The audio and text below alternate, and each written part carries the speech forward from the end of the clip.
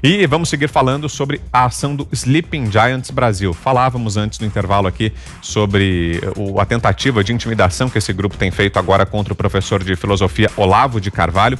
E para a gente tratar dos aspectos jurídicos que envolvem essa questão, temos uma convidada, conversa conosco a partir de agora, a doutora Ludmila Lins Grilo, juíza, que vai fazer uma análise para a gente. Tudo bem, doutora Ludmila? Boa noite, seja bem-vinda.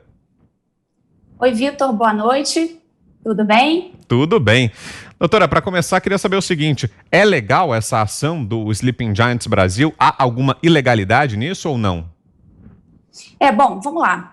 Inicialmente, eu tenho que esclarecer que, por conta da minha profissão de juíza de direito, eu não posso comentar a ação em concreto, né, o processo especificamente que está em trâmite contra os Sleeping Giants. O que eu posso fazer aqui e o que eu me propus a fazer é comentar os aspectos jurídicos que envolvem a questão como toda a questão que a gente, como internauta, a gente vê da leitura dos tweets dos Sleeping Giants e as respostas correspondentes. Então, eu não conheço o processo que está em andamento, não li a decisão, não li as alegações, não li a petição inicial e também, mesmo se tivesse lido, eu também estaria proibida de comentar por ser uma ação em concreto. Então, o que eu vou falar aqui hoje são os aspectos da leitura da situação que a gente, internauta, a gente vê dos Sleeping Giants.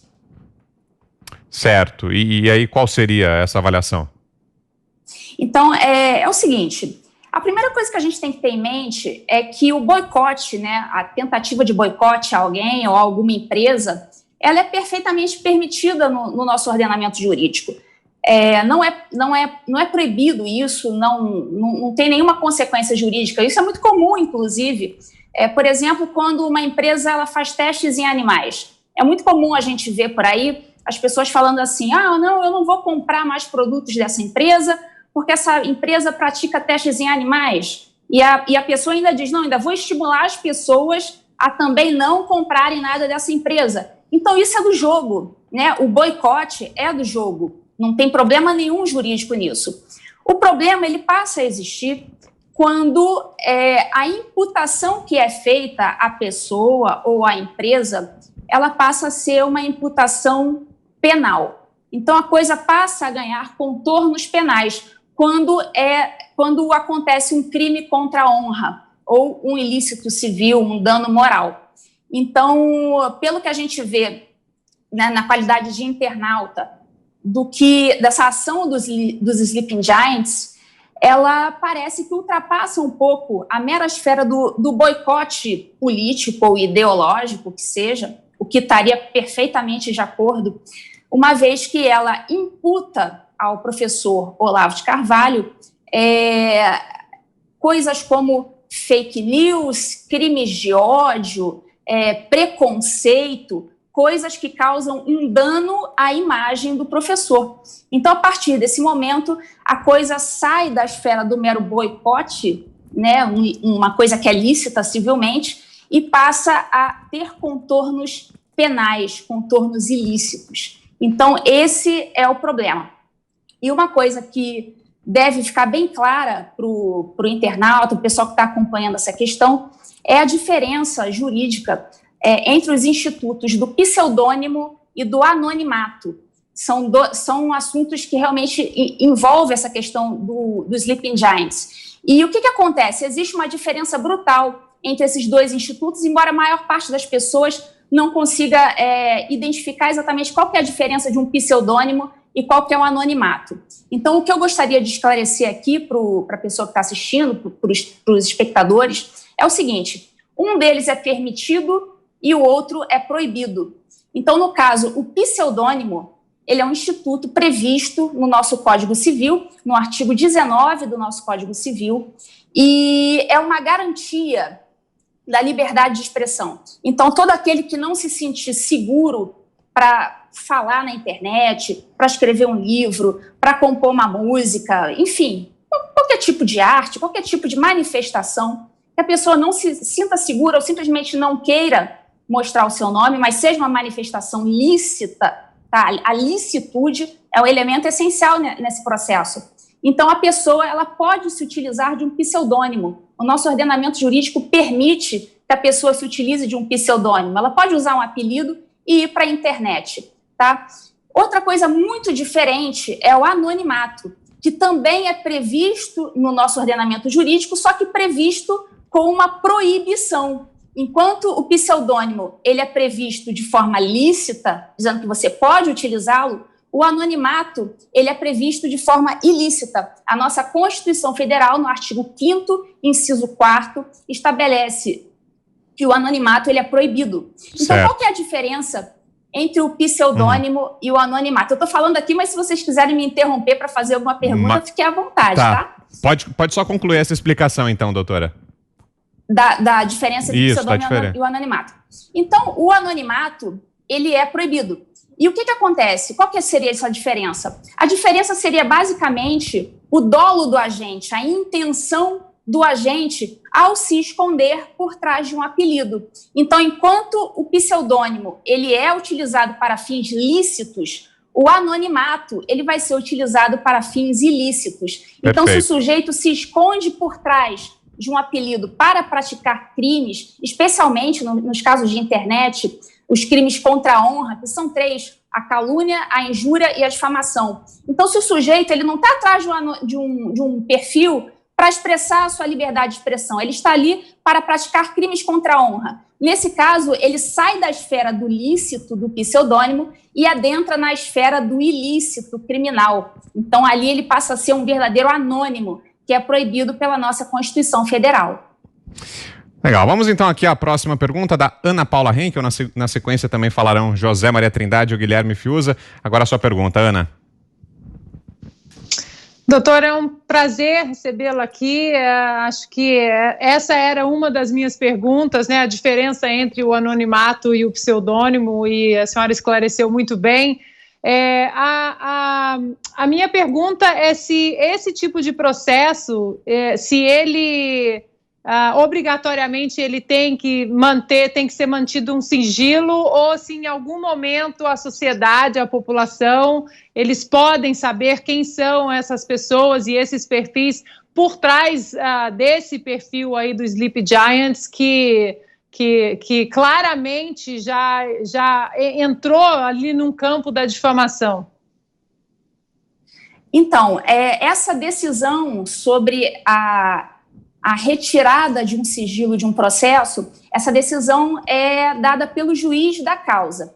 Então, ali tem que conhecer o processo, né? Mesmo que eu conhecesse, eu não poderia falar, mas vou falar assim de um modo genérico, como é que acontece na justiça em geral. O juiz ele vai analisar, no caso concreto, se há alguma necessidade de manutenção daquele sigilo, daquele processo, porque muitas vezes, quando o processo é público, alguma medida ela pode restar inconclusa, ela pode não ter eficácia no final das contas. Então, a depender do que esteja em causa, um juiz ele determina que um processo fique em sigilo. Então, especificamente em relação ao processo dos Sleeping Giants, eu não posso falar, mas no fato é que pode, ao final do processo, né, já vindo todas as informações possíveis que a justiça necessita, o juiz ele pode, se ele entender que já não se justifica aquele sigilo, ele pode suspender aquele sigilo, retirar aquele sigilo, e todos nós poderemos saber um dia o que ficou,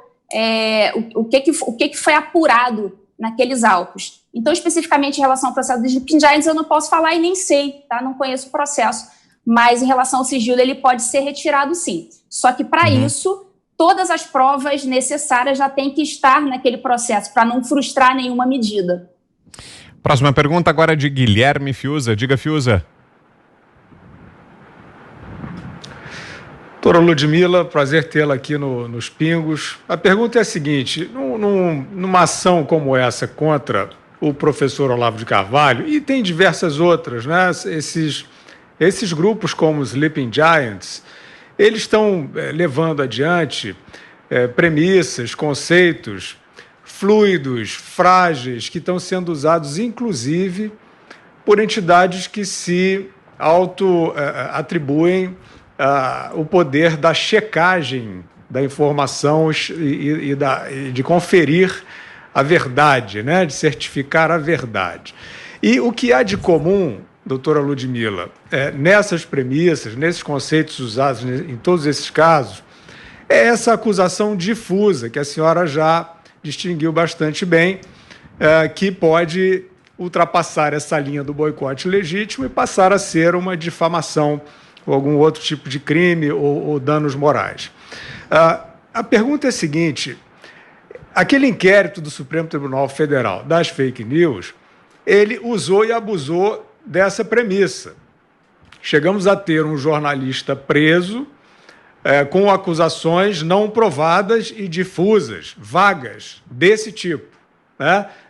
Disseminação de ódio e fake news. Nada foi demonstrado.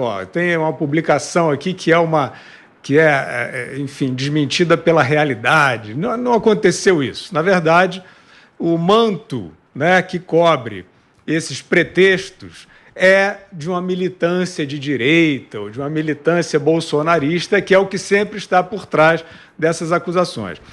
Como a senhora vê essas ações do STF e o que teria que acontecer? Algum tipo de jurisprudência? Que tipo de ação tem que acontecer para que essa evocação de razões tão difusas possa ser entendida pela sociedade e pelos juízes, pelo meio judicial, como motivos fúteis para se fazer difamação? Bom, vamos lá. Fiuza, sua pergunta assim, é excelente, tem tudo a ver com essa questão dos Sleeping Giants e foi objeto, inclusive, de um livro que eu escrevi juntamente com outros autores, chamado Inquérito do Fim do Mundo, em que a gente traz todas as explicações jurídicas desse inquérito.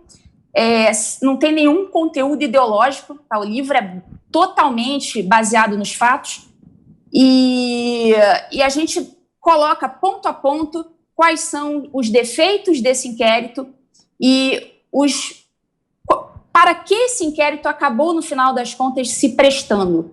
Então, o que acontece?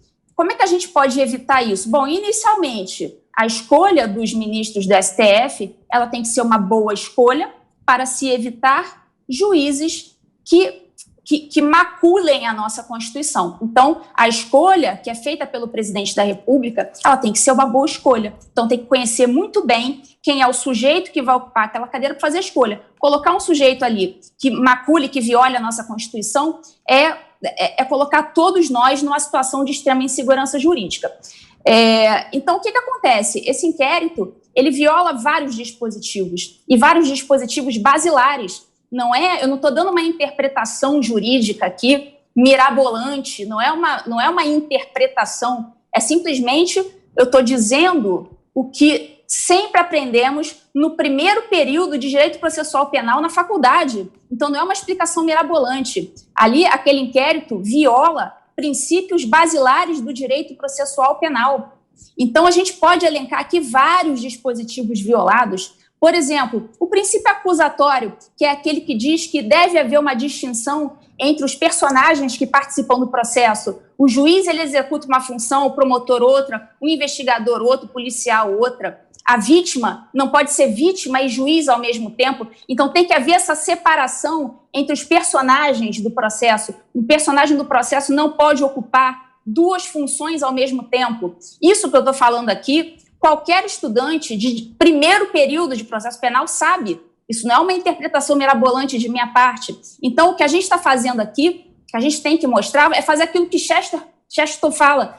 Chegará o dia que a gente vai ter que dizer que a grama é verde. Então, eu estou aqui simplesmente dizendo que a grama é verde. Chegou esse dia. E nós estamos aqui fazendo isso. Então, o regimento interno do Supremo Tribunal Federal fala que o STF só pode abrir um inquérito para investigar fatos que acontecem no interior das suas dependências. O que é uma dependência do Supremo Tribunal Federal? É o seu prédio, né? O seu prédio, suas instalações físicas. Então, eles simplesmente deram uma interpretação mirabolante para estender as dependências físicas do STF a todo o território nacional. Isso sim é uma interpretação mirabolante. Então, doutora, na verdade, o que a gente está fazendo é simplesmente dizer que a grama é verde. Nosso tempo está quase esgotado, doutora. Eu passo aqui para José Maria Trindade, ele fará à senhora a nossa última pergunta. Diga aí, Zé. Pois na verdade os meus colegas aí já fizeram as perguntas que eu gostaria de fazer, só comentar com a doutora Ludmila de que há 30 anos atrás eu participei da criação do Código de Defesa do Consumidor. Assim, ela falou aí que é muito comum e era esperado já naquela época que os consumidores reagissem, né, a maus tratos ou a qualquer tipo de atividade ilegal através de outros veículos de comunicação que não existia a internet. E estávamos ali lado a lado na elaboração do Código de Defesa do Consumidor, um então procurador de São Paulo, Herman Benjamin, que hoje é ministro do STJ, Superior Tribunal de Justiça, um gigante na elaboração do Código. Quer dizer, desde lá de trás, a legislação já se preocupava exatamente em regulamentar esse tipo de opinião. A senhora citou aqui o artigo 5º da Constituição, e é um artigo muito importante que define ali direitos, a inviolabilidade do lar, o direito à propriedade. E lá no artigo 5º que a senhora fala é muito claro. É assegurado o direito de resposta proporcional ao agravo, além da indenização por dano material moral à imagem. Na verdade, esse é o artigo 5º. O 4º é que fala: é livre a manifestação do pensamento, sendo vedado o anonimato. E aí vem a possibilidade, inclusive, de ressarcimento. Então, isto é muito claro. A internet veio, evidentemente, depois da Constituição de 88, né? Mas existem leis atuais que podem, a própria Constituição define normas ali para isso. E a minha pergunta, doutora, é por quê?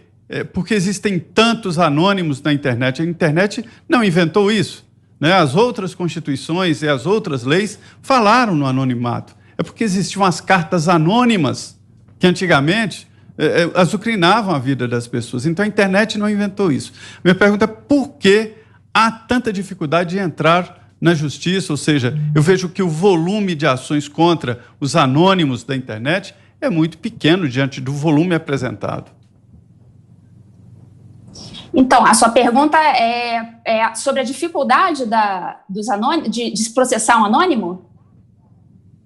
Sim, não, porque as pessoas têm tanta dificuldade em processar e pedir ressarcimento aos anônimos, os danos provocados por eles. Ah, sim. É porque, primeira coisa, o anônimo ele se esconde por trás de um perfil. Então, você tem que ir numa delegacia, você tem trabalho para fazer isso, né? Você tem que ir numa delegacia, né? A delegacia vai te atender, nem sempre o servidor lá vai estar de bom humor, vai te dar atenção. Então, você vai ter trabalho, você vai ter que voltar lá, perguntar se foi descoberto, depois você vai ter que entrar na justiça, vai ter que procurar um advogado e tudo mais. Então, muita gente acaba que não tem nem tempo de fazer isso, acaba sendo algo muito dificultoso. Então, o próprio perfil anônimo, ele é covarde, ele se esconde por trás do anonimato justamente para dificultar a sua percepção. Enquanto muitos querem realmente simplesmente expressar a sua liberdade de expressão por meio de um mero pseudônimo, até porque muita gente tem medo de ser mandado embora do seu emprego, tem medo de ser perseguido, né, no trabalho, de sofrer algum tipo de perseguição, então acaba usando pseudônimos. Mas os anônimos, que são esses que querem praticar os crimes, eles realmente fazem com a intenção de dificultar que se descubra realmente a sua identidade. Então, muitos se utilizam de outro chip, eles utilizam de artimanhas para não serem descobertos. Então, às vezes é difícil encontrar o nome, às vezes não. Às vezes eles vão deixando rastro e a delegacia aí de crimes virtuais consegue descobrir. A Ana Paula sabe muito bem, a Ana Paula já descobriu vários anônimos aí e tem sucesso aí nas suas demandas, que eu sei. Mas muita gente não tem esse traquejo de mexer com a justiça, de ter que ir na delegacia e investigar essas coisas todas. Então, acaba dificultando mesmo. Mas seria muito bom que todo mundo tivesse essa disposição para descobrir quem está por trás de um perfil anônimo que está praticando crimes, efetivamente. Muito bem, quero agradecer muito aqui a juíza Ludmila Lins Grilo, esteve conosco aqui em Os Pingos nos Is, nessa entrevista. Obrigado, viu, doutora, pelas informações, esclarecimentos, foi ótima conversa, agradeço muito. Boa noite por aí, até uma próxima. Boa noite, obrigada. Um beijo para vocês, beijo Ana Paula, beijo para todos vocês, Fiuza, Zé Maria, e para você também, Vitor. Um abração. Valeu, obrigado, doutora. Agora